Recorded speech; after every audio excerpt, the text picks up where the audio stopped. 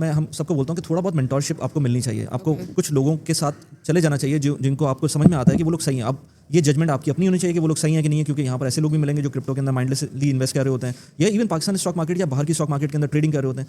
मेरे साथ भी ऐसी हुआ था, मतलब 2008 के अंदर मैंने पहली दफ़ा म्यूचुअल फंड में इन्वेस्ट किया, और उस वक्त सैलरी ठीक थी, इतनी बुरी नहीं थी, मैं पाकिस्तान में काम कर रहा था। कॉन्सेप्ट किसने डाला भेजे में?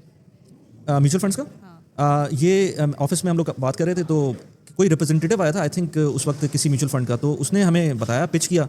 उसने भी सही से पिच नहीं किया था, अगर सही से पिच किया होता तो शायद मेरी उस 2008 में अगर मेरी किसी ने सही से एजुकेशन कर दी होती तो मैं शायद गलती, जो मैं बताऊंगा वो गलतियां नहीं करता। तो 2008 में पहली दफ़ा इन्वेस्ट किया म्यूचुअल फंड में। उस वक्त पाकिस्तान की स्टॉक मार्केट आई बिलीव के टॉप पे चल रही थी, मतलब बिल्कुल ज़बरदस्त चल रही थी। हालांकि हालात कोई इतने अच्छे नहीं थे, लेकिन स्टॉक मार्केट अच्छी चल रही थी। मैंने इन्वेस्ट कर दिया म्यूचुअल फंड में। अब उसके जो नैव थे वो बाय द टाइम बेनज़ीर का इंसिडेंट भी हुआ था, उसमें फाइनेंशियल क्रंच भी आ गया था, सब कुछ हो गया था उस टाइम पर।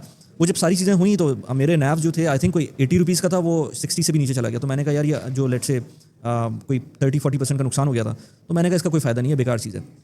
सो एट दैट पॉइंट आज भी मैं याद करता हूँ कि अगर मुझे किसी ने बता दिया होता कि इसको होल्ड करना है, और मैंने म्यूचुअल फंड में इन्वेस्ट किया हुआ था, वो इक्विटी बेस्ड म्यूचुअल फंड से, मुझे ये भी नहीं पता था इक्विटी क्या होती है, मनी मार्केट क्या होता है, ये कुछ भी नहीं पता था। हमने बस कर दिया था, उस बंदे ने बताया था और हमने कर दिया था।